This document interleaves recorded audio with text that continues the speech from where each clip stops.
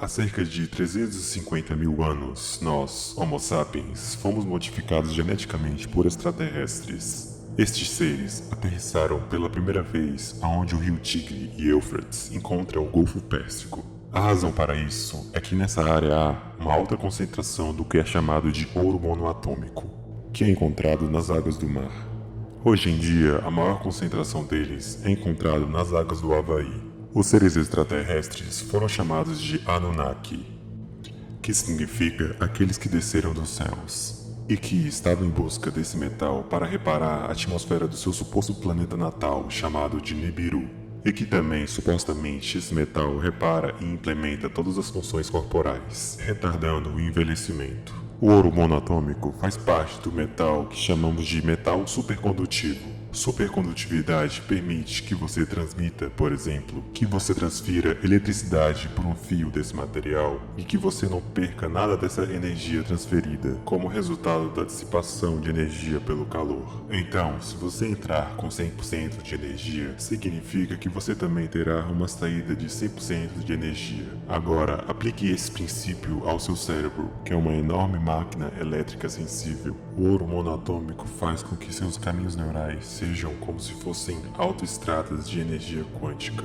Isso significa que todos os seus sentidos serão aprimorados. Também, toda a criação externa criada com essa tecnologia será mais bem otimizada, pois a energia não se dissipará. Isso faz com que eles consigam extrair energia do ponto zero, uma infinita fonte de energia que nunca se perde para alimentar qualquer tipo de dispositivo ou acessório. Atualmente, o ouro é muito usado para fazer processadores de computadores e celulares, a parte central de processamento onde é calculado todos os bits. Qualquer semelhança com a realidade desses fatos não é mera coincidência.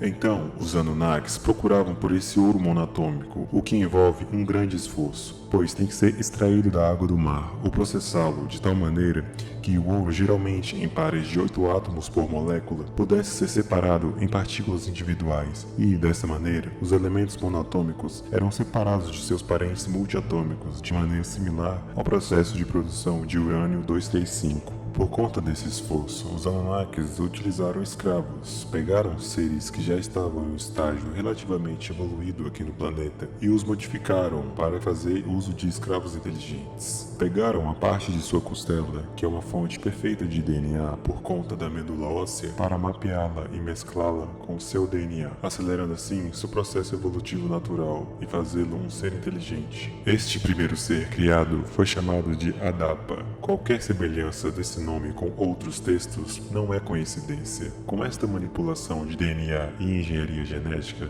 eles fizeram a espécie humana. Estes seres humanos trabalhavam para os Anunnaki, e com a crescente reprodução humana no planeta, só os primeiros seres criados sabiam da presença dos Anunnakis e de sua origem e de quem realmente eles eram. Então, com a manipulação dada aos seres humanos por conta deles serem escravos, eles foram vistos como os deuses por conta de sua imensa tecnologia e conhecimento. Então, hoje em dia, os estudiosos de história e arqueólogos veem a história dos Sumérios, a primeira civilização avançada da Terra, contadas com imenso detalhe como mitologia, sendo que os próprios Sumérios falam que o conhecimento deles foram dados pelos Anunnaki, aqueles que desceram dos céus. Alguns seres humanos receberam parte do conhecimento dos Anunnakis. Os últimos humanos conhecidos foram os judeus, que carregaram a arca em sua jornada do Egito para a Terra Prometida. Antes deles, a arca esteve em terras sumérias, babilônias e tibetanas. Esta arca,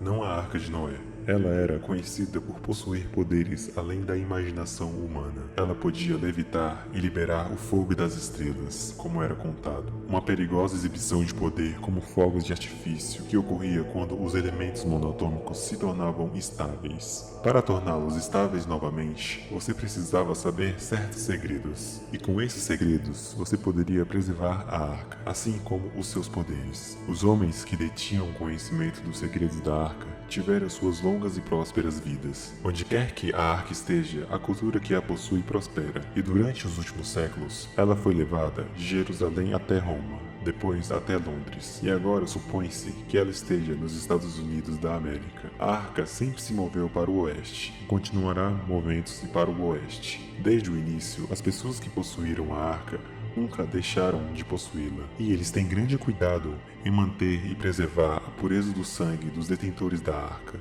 Por causa da posição de poder que os Anunnaki se colocaram em relação aos seres humanos, que eram a sua criação, o poder da arca foi usado para manipulá-los. Não só a arca, mas todo o conhecimento que eles tinham do universo foram usados em favor da manipulação dos seres humanos para os servirem. Uma pequena parte dos Anunnakis acharam isso errado.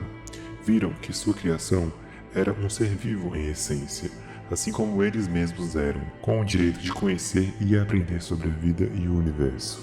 Então, por conta disso, houve briga e disputa entre eles, que se separaram, e os que eram a favor da evolução do homem e não queriam ver mais como escravo, começaram a ensinar a alguns os segredos do universo e para eles passarem às suas futuras gerações. E os que ainda queriam ficar no poder esconderam os grandes segredos dos homens, deixando-os ignorantes, os manipulando até os dias de hoje em sua estrutura psíquica, com religião, política e todo tipo de distração. Os dominadores dos homens e do mundo são os que comandam os bancos e todo o sistema monetário do mundo. São os mesmos que ainda no passado não queriam deixar sua posição e poder de lado. É por isso que existe tanta disputa e guerras ao redor de onde as primeiras civilizações surgiram. Disputas entre religiões para saber quem é o verdadeiro Deus, a pura origem da manipulação.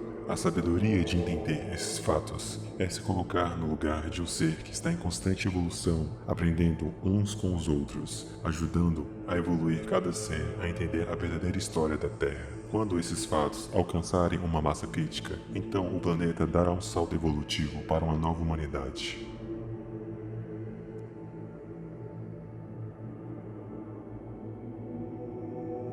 Continua.